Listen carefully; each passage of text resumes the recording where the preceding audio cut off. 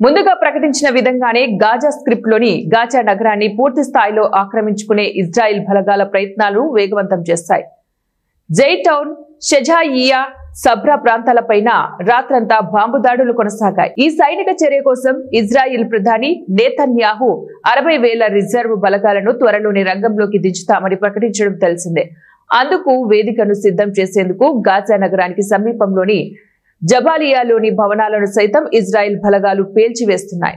Israel army దాడుల్లో 24 గంటల వ్యవధిలో కనీసం 64 మంది చనిపోగా సుమారు 300 మంది గాయాల పాలయ్యారని హమాస్ ఆధ్వర్యంలో గాజా ఆరోగ్య విభాగం తెలిపింది.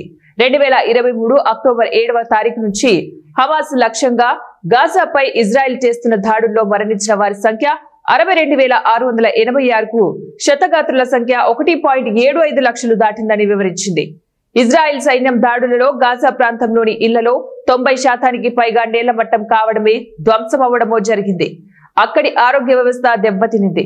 మొత్తం 36 హాస్పిటల్స్ కు గాను 18 హాస్పిటల్స్ అది పాక్షికంగా పనిచేస్తున్నాయి. నీటి సరఫరా వ్యవస్థ పూర్తిగా ధ్వంసమైంది.